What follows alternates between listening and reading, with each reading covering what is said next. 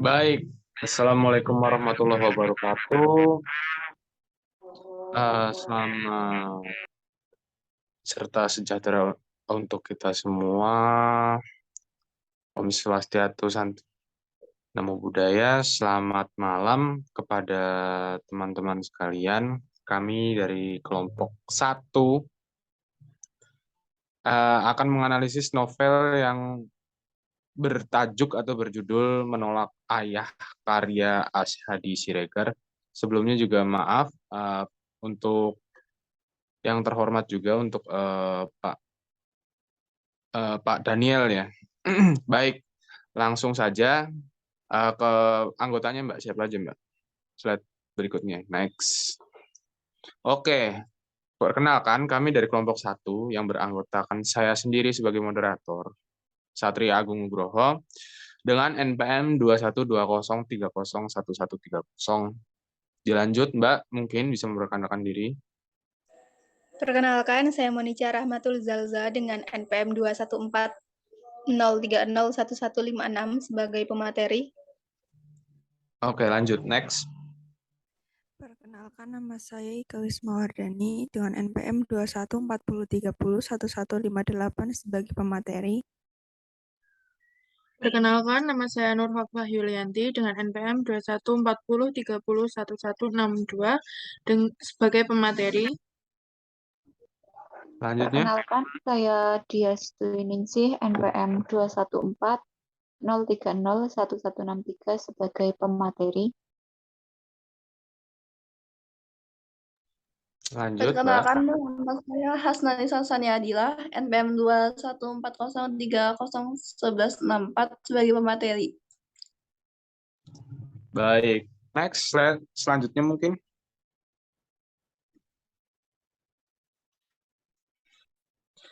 Baik, di sini kita akan membedah dulu mengenai sinopsis buku ini ya. Buku ini itu menceritakan perjalanan hidup seorang anak Batak yang bernama Tondin Huta yang ditinggalkan ayahnya dari kecil. Dia ayahnya itu pergi menjadi pejabat di ibu kotanya ya, ibu kota Jakarta mungkin ya, ibu kota Jakarta. Dan bahkan si ayahnya ini membuang marganya yang ada di belakang namanya. Ibu Tondi hanya pedagang warung gorengan di bawah jembatan kereta api. Sementara si Tondi ini hidup dengan segala keterbatasan, serta tidak mampu lagi melanjutkan sekolahnya, dan berakhir menjadi kernet bus. Next. Oke, analisis unsur-unsur kebudayaannya ini bisa dilanjut, Mbak.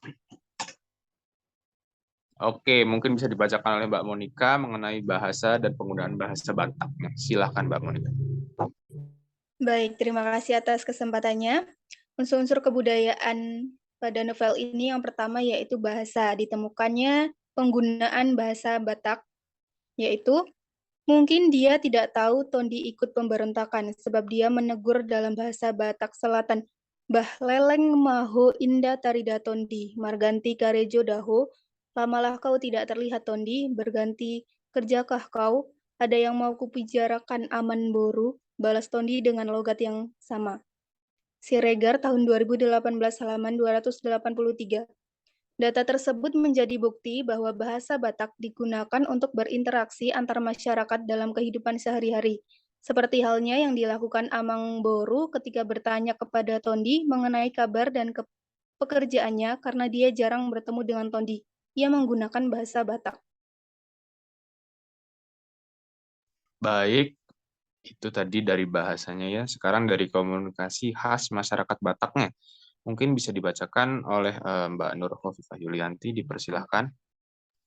Baik, terima kasih untuk waktunya. Yang kedua yaitu komunikasi khas masyarakat Batak.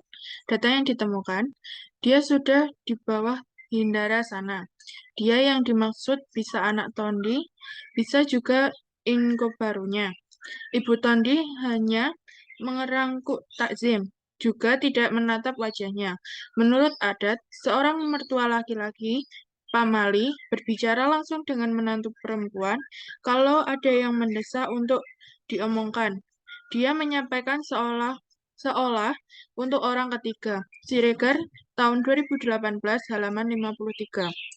Berdasarkan kutipan tersebut, dapat diketahui bahwa mertua laki-laki akan berbicara dengan menantu perempuan seolah-olah ditunjukkan pada orang lain, bukan untuk menantunya.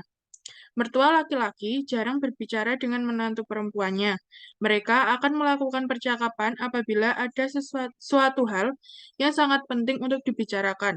Percakapan antara mertua laki-laki dengan menantu perempuan tabu dilakukan apabila tidak ada sesuatu yang mendesak. Baik sekali. Terima kasih Mbak Nur Khofifah. Selanjutnya Mbak. Bisa. Oke, sekarang perbedaan logat bahasa Batak ya. Bisa dibacakan oleh Mbak Dias Dwiningsih mungkin. Dipersilakan Mbak. Baik, terima kasih sebelumnya. Nah, di sini perbedaan logat bahasa Batak. Dari kutipan novelnya, mungkin dia tidak tahu Tondi ikut pemberontakan, sebab dia menegur dalam bahasa Batak Selatan, "Bah leleng mohida indah tarida Tondi, marganti karejo doho, lamalah kau tidak terlihat Tondi, berganti kerjakah kau? Ada yang mau kubicarakan, Amang Puru," balas Tondi dengan logat yang sama. Siregar, tahun 2018, halaman 283. Masyarakat suku Batak menggunakan logat yang berbeda pada setiap daerah. Penggunaan logat tersebut akan menjadi pembeda antara suku kecil dalam suku Batak. Masyarakat Batak memiliki berbagai logat yang biasa digunakan untuk bercakap pada kehidupan sehari-hari. Terdapat perbedaan logat pada sub-suku. Baik, terima kasih Mbak Ikan. Bisa dilanjut kembali slide-nya Mbak. Iya. Sekarang sistem pengetahuan yang A adalah flora dan fauna mungkin bisa dibacakan oleh Mbak Hasnanisa. Silahkan Mbak, dibacakan Mbak.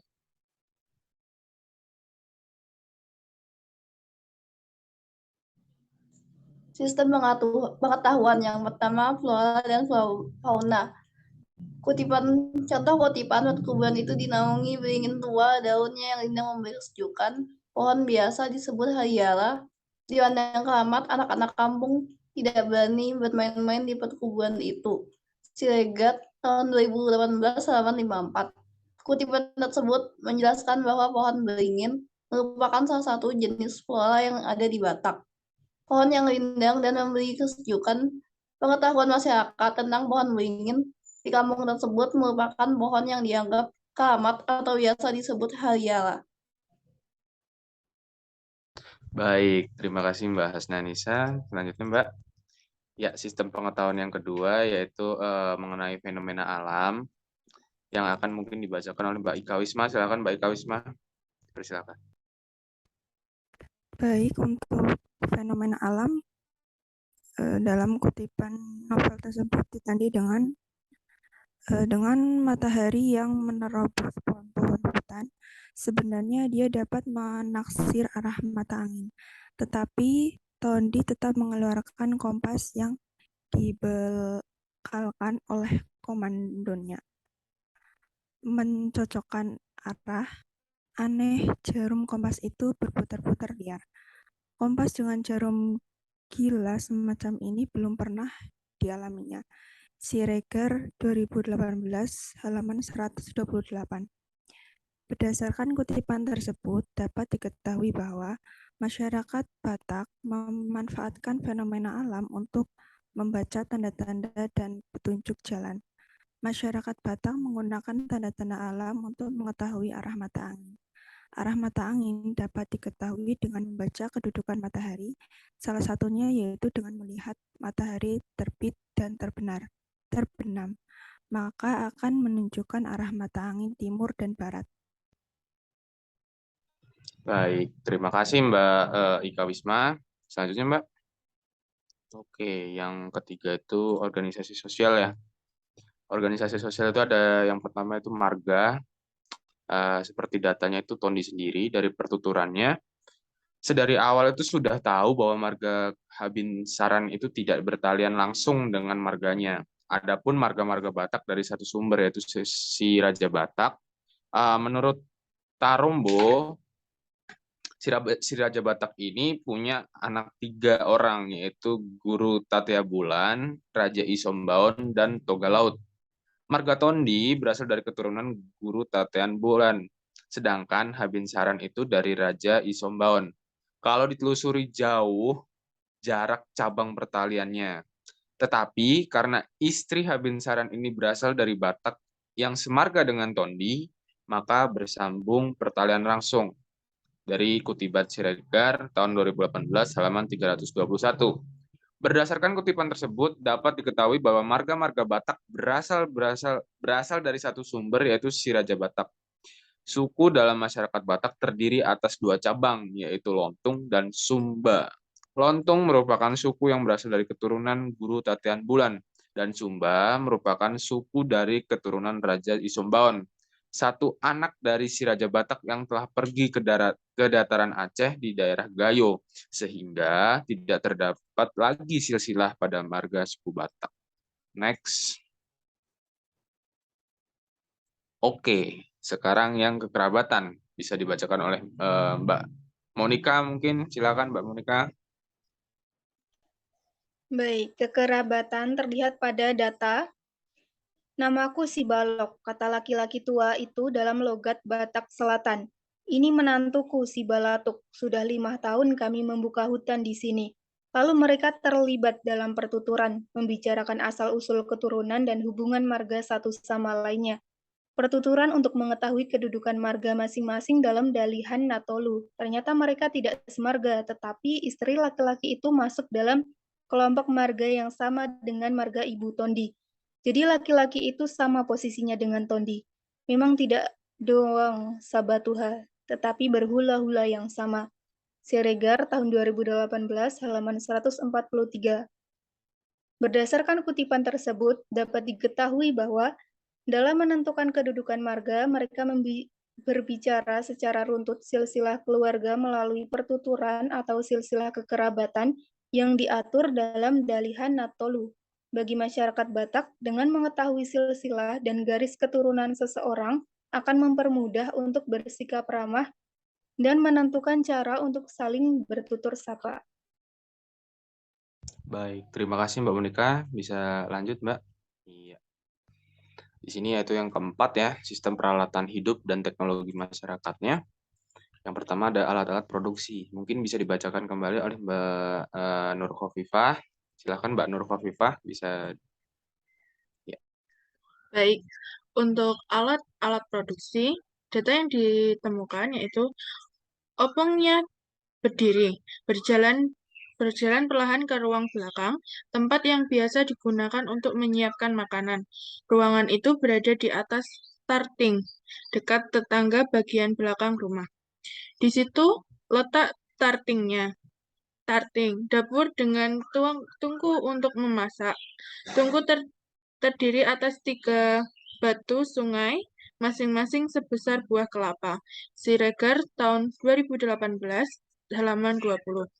Berdasarkan kutipan tersebut, dapat diketahui bahwa masyarakat Batak menggunakan tarting atau tungku untuk memasak. Tungku terbuat dari 3 batu sungai yang besar, masing-masing sebesar buah kelapa. Masyarakat Batak memanfaatkan batu sebagai alat produksi, yaitu sebagai tungku untuk memasak. Baik, terima kasih Mbak Nur Khofifah Yulianti. Bisa dilanjut Mbak? Apakah masih ada? Oke, yang B itu tentang perumahannya. Mungkin bisa dibacakan oleh Mbak Dias. Silahkan Mbak Dias dibaca Mbak. Kemudian yang kedua dari sistem peralatan hidup dan teknologi ada perumahan. Contoh kutipannya di dalam novel Menolak Ayah. Di depannya tegak rumah bolon, rumah yang sungguh-sungguh besar. Ukiran warna-warna hitam, putih, dan merah memenuhi tiang dan dinding itu, berpendar menerima sinar obor. Kayu kecoklatan terlihat tua tetapi kukuh. Kepala kerbau menempel di ujung atap, tanduknya dari ujung ke ujung mungkin 2 meter. Siregar tahun 2018 halaman 105. Berdasarkan kutipan tersebut dapat diketahui bahwa rumah bolon merupakan rumah adat Batak yang berbentuk segi 4 dengan dinding dan tiang yang berasal dari kayu. Dinding dan tembok diukir dengan warna putih, hitam, dan merah yang merupakan ciri khas warna di daerah Batak. Baik. Terima kasih Mbak Dias. Selanjutnya yaitu yang kelima ya. Sistem mata pencarian hidup dari masyarakat Batak. Mungkin bisa dibacakan oleh Mbak Ika Wisma. Silakan Mbak Ika Wisma. Baik, untuk sistem mata pencarian hidup, masyarakat Batak biasanya menggunakan senjata yang disebut dengan senapan locok untuk berburu babi hutan. Data yang ditemukan yaitu senjata yang dipegang laki-laki tua itu biasa disebut senapan locok.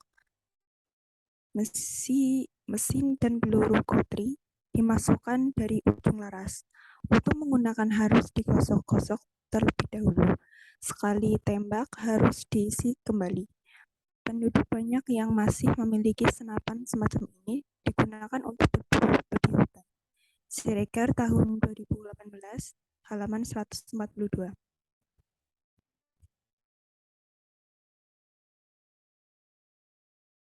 Oke, dilanjut Mbak. Mungkin sudah. Oh iya, yang B. Ya.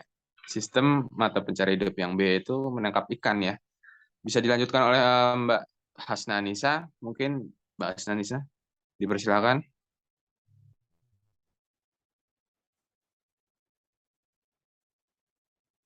Halo. Yang kelima, sistem bulan dan mata pencaharian menangkap ikan. Pada kutipan pagi hari itu mereka menyusuri jalan setapak.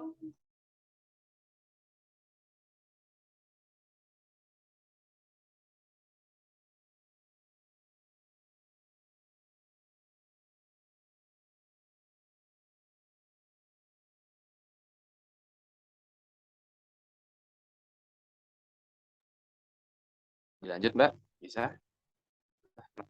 Oh iya, mungkin ada gangguan sinyal. Jadi sistem mata pencariannya orang-orang Batak itu adalah menangkap ikan. Di pagi hari itu mereka itu menyusuri jalan setapak di bukit, di punggung bukit katanya. Ompungnya menganjak tondi menangguk pukat ya, pukat harimau yang sudah terpasang semalam di sungai. Sungai kecil itu jernih, lebih tepatnya bening, mengalir dari gunung-gunung, airnya maksudnya mengalir air dari gunung-gunung yang melingkupi si borong-borong menuju Danau Toba. Ikan dapat terlihat terang berenang di sungai itu. Di dalam bubu ditaruh rerumputan wangi, memancing ikan agar ikan memasuki mulut pukat. Berdasarkan kutipan tersebut dapat diketahui bahwa masyarakat sekitar Danau Toba biasa menggunakan pukat untuk menangkap ikan. Mereka memenuhi kebutuhan hidupnya dengan menangkap ikan yang ada di Danau Toba untuk dijadikan lauk dan makanan. Next, lanjut. Oke. Yang keenam itu religi, kepercayaan. Mungkin bisa dibacakan Mbak Hovifah lagi lah. Silahkan Mbak. Ayo Mbak, semangat Mbak. Ya, untuk yang keenam yaitu sistem religi. Yang pertama ada kepercayaan. Sampai sekarang dia masih menganut agama Batak, agama purba yang menyembah betapa Muljadina Balono dan menghormati alam dan roh-roh baik. Agama Batak atau biasa disebut dengan Parmalin dianut oleh orang Batak sebelum agama Kristen dan Islam masuk ke daerah itu. Siregar tahun 2018 halaman 16. Berdasarkan kutipan tersebut, dapat diketahui bahwa masyarakat Batak menganut agama Parmalin. Mereka menyembah Debeta Mujadina Balone dan menghormati alam serta roh-roh baik. Agama tersebut masuk sebelum agama Kristen dan Islam masuk ke daerah Batak. Baik, lanjut. Selanjutnya. Next. Iya, ilmu goib. Ada religi, ada ilmu goib dan kepercayaan goib. Mungkin bisa dibacakan siapa ya? Monica deh. Halo Mbak Monica. Bisa dibacakan lagi Mbak. Silahkan. Yuk. Baik, ilmu gaib ya, ditemukan data, yaitu dia jatuh sakit sehari setelah pesta perkawinan kami. Kata orang, kena si Dundai. Si Jundai. Sebelum kawin dengan dia, ada pinangan orang lain kutolak. Orang itu sakit hati, jadi dikirimnya si Jundai. Kata Datu, sebenarnya si Jundai itu ditujukan kepadaku, tapi rupanya dia lebih lemah, akibatnya dia yang kena. Siregar tahun 2018 halaman 151. Jadi berdasarkan kutipan tersebut, dapat diketahui bahwa penggunaan ilmu goib berupa si Jundai atau ilmu hitam itu dikirimkan kepada Longgom karena ia telah menolak pinangan dari orang lain. Orang tersebut sakit hati dan mengirim si Jundai kepada dirinya. Tetapi Longgom lebih kuat fisiknya sehingga suaminya yang terkena si Jundai tersebut. Suaminya menderita penyakit seperti orang linglung dan gila. Oke, baik. Next. Itu dari ilmu goib ya. Kesenian orang Batak nih banyak banget. Yang pertama itu seperti pisau yang dari besi berwarna hitam ya. Berbeda dengan pisau stainless yang biasa dikenal Tondi, yang logamnya itu putih berkilau, dan sangkur tentara yang dibawa Tondi juga berwarna kehitaman, tetapi tidak selegam pisau ini. Rambatan hangat dari pisau ini itu menjalar ya dari telapak tangan menyusuri lengan, dan rasanya mengalir di seluruh tubuh. Kata Siregar tahun 2018 halaman 74. Berdasarkan kutipan tersebut diketahui bahwa kesenian itu khususnya seni rupa masyarakat Batak yang berupa ukiran dengan motif binatang dan manusia, serta tulisan Batak yang diukir pada besi, batu, dan kayu. Hal tersebut membuktikan bahwa unsur seni rupa masyarakat Batak masih terjaga. Next. Oke. Kesenian yang kedua itu seni musik. Bisa dibacakan mungkin Mbak Hasna Nisa sudah kembali ya Mbak Hasna Nisa, bisa dibacakan Mbak Hasna, yuk.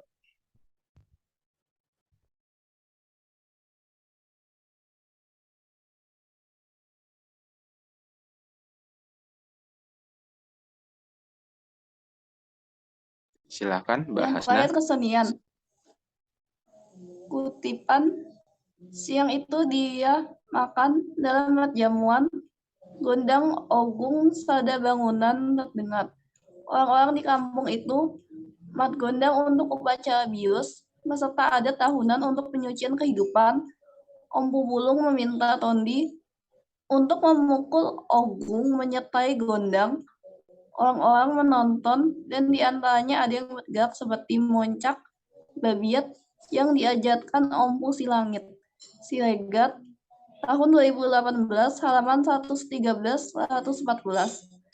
Berdasarkan kutipan tersebut, dapat disimpulkan bahwa gondang ogung sada merupakan alat musik ansambel lengkap khusus untuk upacara adat Batak. Musik tersebut mengiringi tarian tok-tok dalam pesta mat gondang. Alat musik tersebut hanya digunakan saat upacara adat. Masyarakat Batak masih menggunakan alat musik tersebut sampai saat ini. Baik, terima kasih Mbak. Next. Oke, sekian dari presentasi kami dari kelompok 1 ya. Saya moderator dan juga mungkin pemateri, jika ada mungkin kurang, hilaf, kesalahan, dan lain-lain, mohon dimaafkan. Sekian. Assalamualaikum warahmatullahi wabarakatuh. Waalaikumsalam warahmatullahi wabarakatuh.